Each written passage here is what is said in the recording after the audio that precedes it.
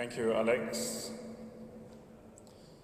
Distinguished guests, Your Excellencies, honorable ministers from various 28 or so mining jurisdictions on the African continent, honorable Minister of Mineral Resources for our Republic of South Africa,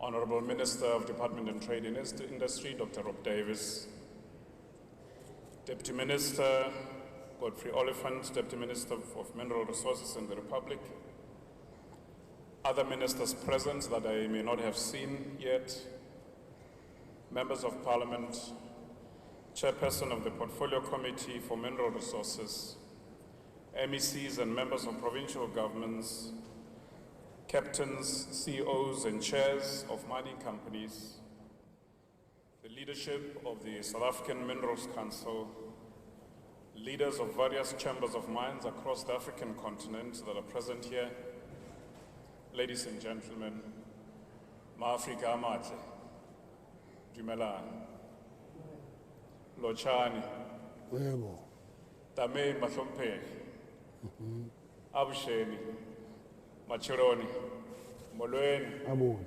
Sanbonani, Khuyemore, Chinyanja, Akwaba Ghana, Abariza Asubui Mining Indaba 2019. We wish to bid you a warm welcome to Investing in African Mining Indaba 2019, the year of our silver anniversary.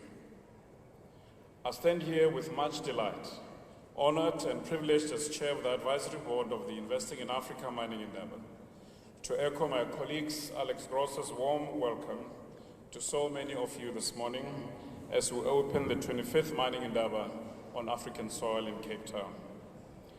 Let me start off by expressing our sense of appreciation for the positive climate within which this Mining Indaba takes place.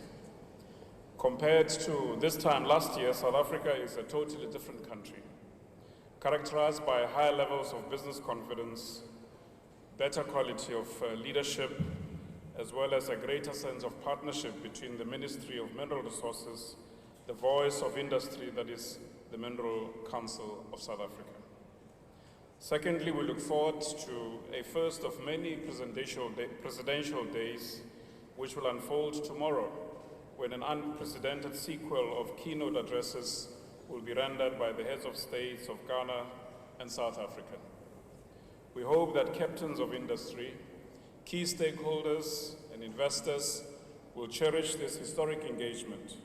Most importantly, make good use of the opportunity it presents to engage policymakers at both the ministerial and presidential levels in the quest to creating and perpetuating lasting, mutually beneficial partnerships between the public and private sectors in African mining. In between the various indabas, we've been listening to the feedback from most of you, and we've discerned that there are 6 key issues, if I, in the limited time I have, can just browse through those. We discern that a lot of things that keep most of you awake at night as key decision makers is firstly, the ongoing need for a sense of aligned vision in the context of Africa 2063 and Africa Mining Vision. And to this end, it is imperative to make 2019 a year of mutually beneficial partnerships and complementary sustainability. Integrated socio-economic contribution is the other top-of-mind matter we've picked up, and the big issue here being to ensure that efforts for society, be it in housing, be it in all sorts of things that mining houses contribute, that they happen in a coordinated manner without duplicating efforts. Thirdly, that there needs to be a sense of shared meaning around the 4th Industrial Revolution, its impact on mining, on workers and communities. The key consideration being how the 4th Industrial Revolution can occur in a framework of mutual benefit to mining companies and social license stakeholders. The fourth matter is the matter of diversity and inclusivity. These have become key concerns around the globe within mining. Most importantly, what we noticed from the launch of the Trust Barometer in Davos is that there are key concerns raised by women around their inclusion in boardrooms in mining houses. Fifthly is a matter of safety and zero harm. Successful mining is impossible without these considerations of ensuring that we have no harm in the communities where we trade and operate. And the sixth matter being the matter of creating new growth opportunities, that as mining houses harvest new growth opportunities through new minerals that emerge from the digital economy, that go into smartphones, into tablets, into smart cars, and many other such, that shared benefits accrue to communities and all stakeholders. Let me remind us once more, Madiba, the founding father of our democratic republic, speaking on 8 November 1994 at the 104th anniversary of the Chamber of Mines said, and I quote, "We are consequently called upon to find a dynamic vision and strategy which will give mining a significant role in the future as it has had in the past." And I quote further, "The mining industry, by virtue of the place it occupies in our economy, is in a position to make a special contribution to the transformation of our society, which should have as its central objective improving the quality of life of all citizens." As we interact with you over the next few days through this platform which is created for you to engage in meaningful dialogues and exchanges, we note, as Alex, my colleague, has already indicated, that Invest in Mining Indaba promises to grow and become a mega event over the next 50 years, with its value chain delivering meaningful economic benefit to the local economy of Cape Town, the Western Cape, South Africa, and the continent. Mining is the bedrock of Africa's industrial development. I wish to implore on you and to draw inspiration from our legendary president, founding president. And as I close, let me share and let you draw inspiration from his words when he said, "We recall the joy and excitement of a nation that had found itself, the collective relief that we had stepped out of our restrictive past, and the expectant air of walking into a brighter future." Ladies and gentlemen, thank you for your attention.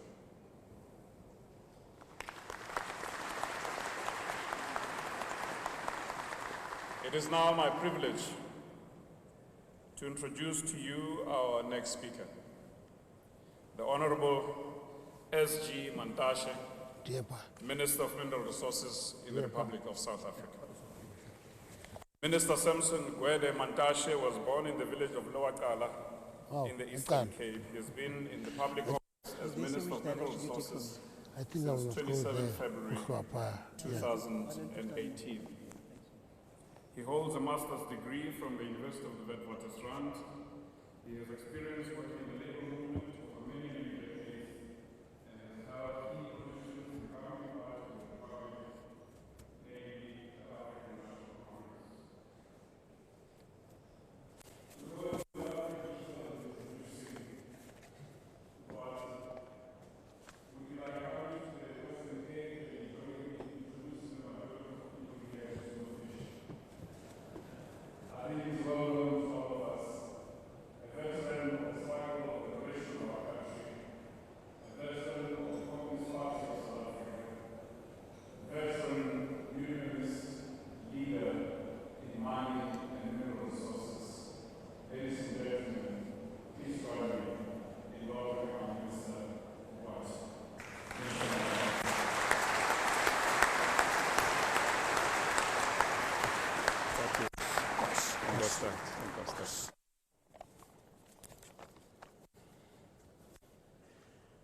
Thank you very much, Program Director, organizers of the 2019 Mining Indaba.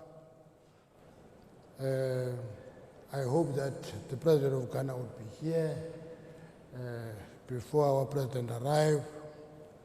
Cabinet Ministers present here, Comrade Rob, Deputy Ministers of the Republic of South Africa, from Africa and from the globe here present, leadership of organized labor, captains of the industry, members of the investment community, representatives of civil society and communities, members of the diplomatic corps, distinguished guests, ladies and gentlemen. It is indeed an honor for me to welcome all of you in our beautiful country on behalf of the President of the Republic and the people of South Africa to this 25th annual meeting of the African Mining Indaba. I like it when you call it in full. It's called Investing in Africa Mining Indaba.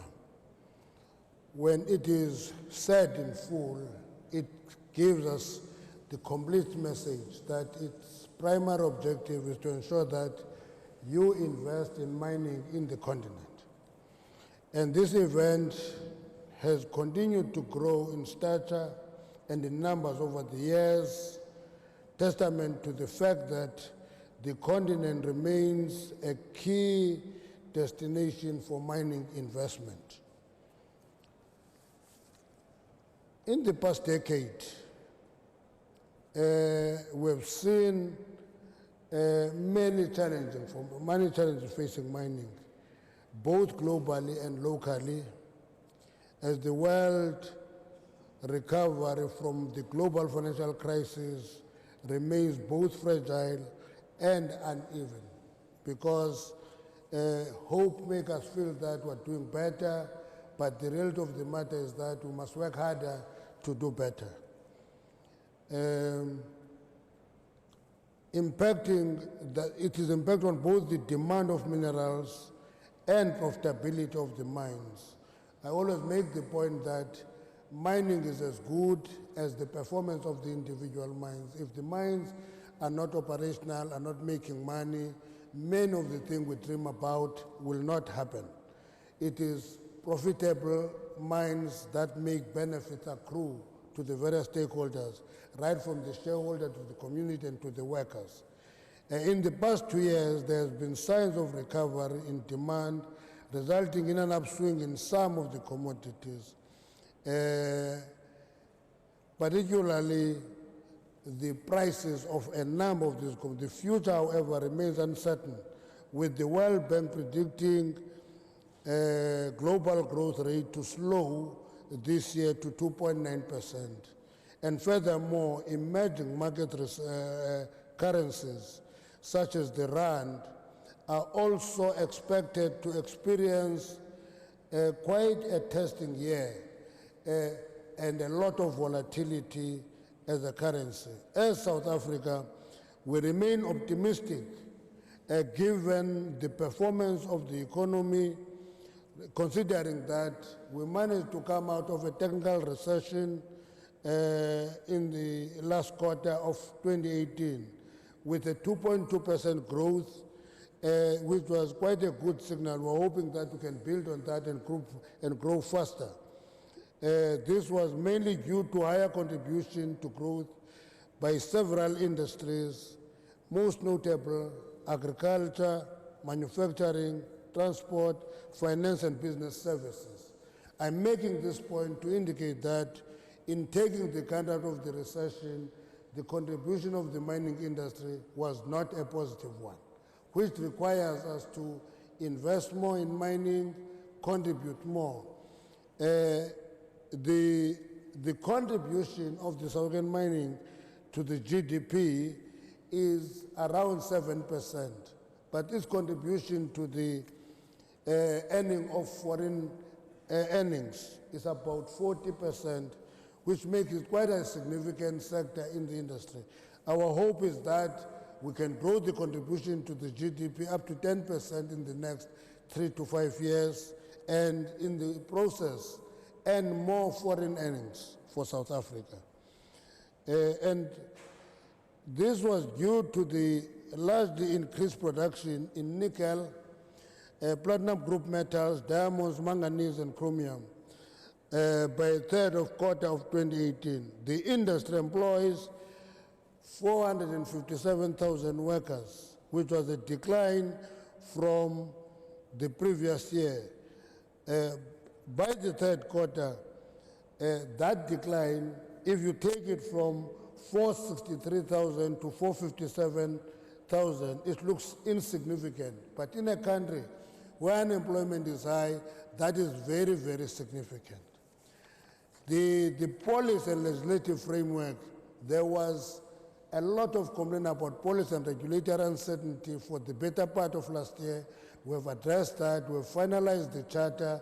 It is there now. If you come to South Africa, you know exactly what to expect, what to do, and the legislative framework that is there is also in line with the expectation of the investors. We did this because we wanted to reassure investors that it is safe to invest in South Africa.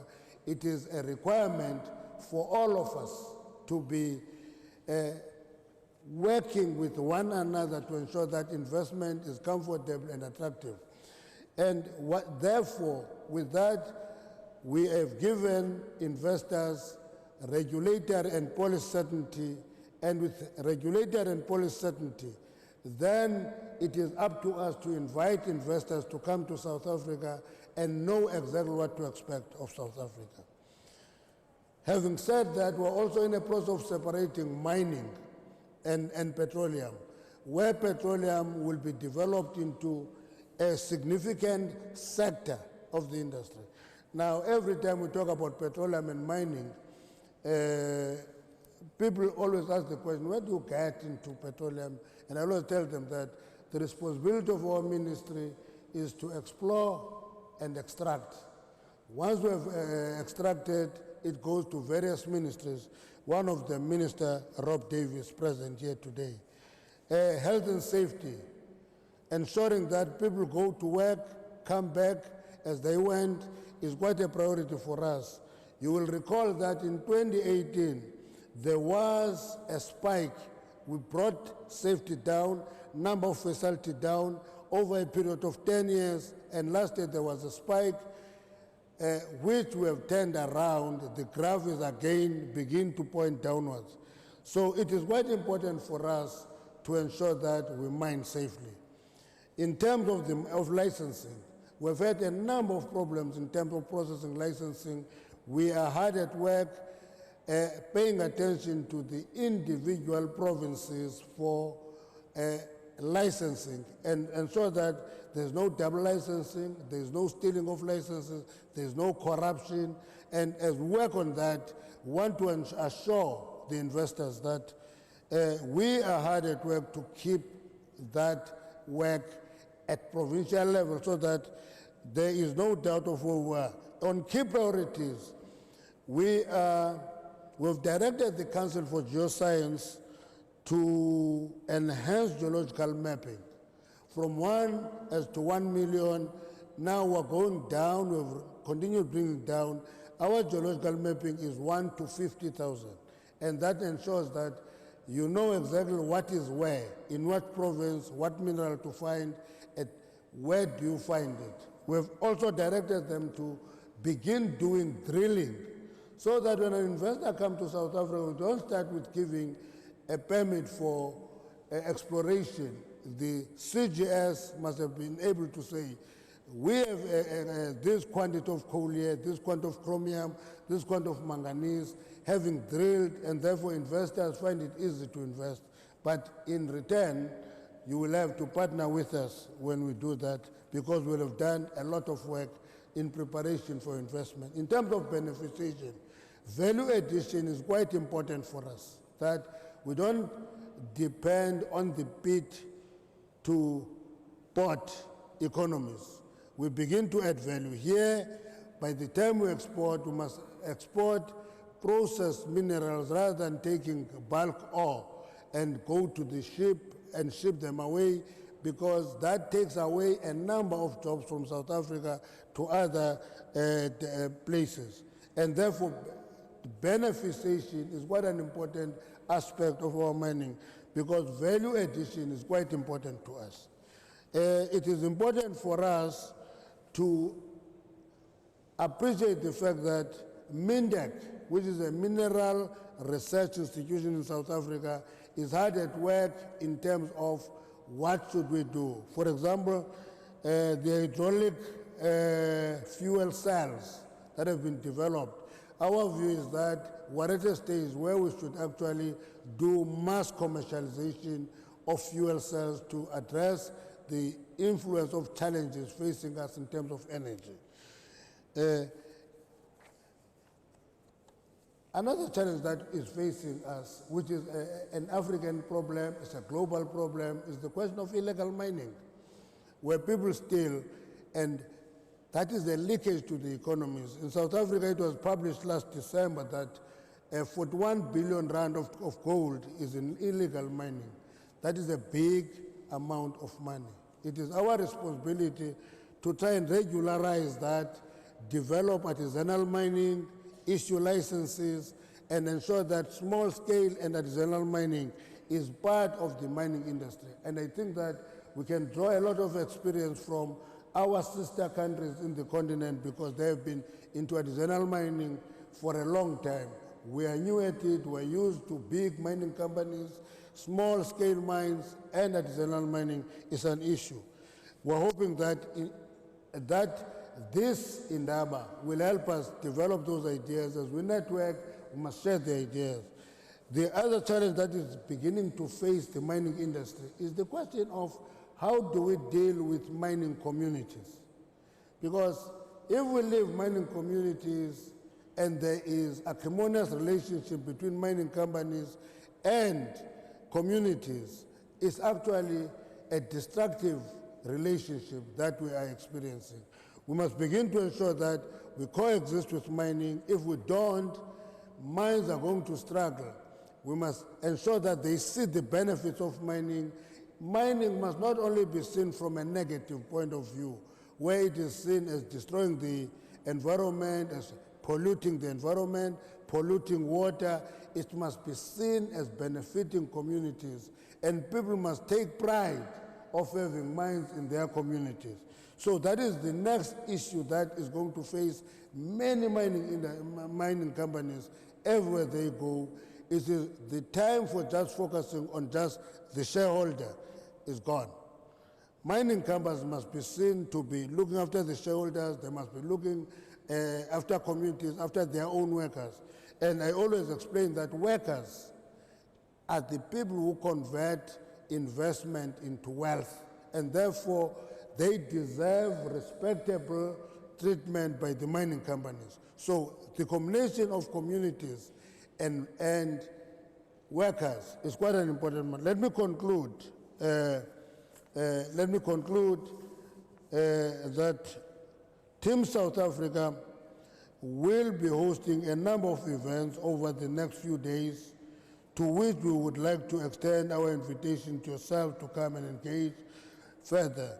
You are also welcome to the pavilion of exhibition floor, where we will have teams from the government to respond to your queries and questions. In conclusion, I would like to re-emphasize that South Africa is indeed open to business, and we stand ready to work with you in achieving our respective objectives. I wish you all a successful week and look forward to the outcome of your deliberation as we together move the mining industry forward. Thank you very much.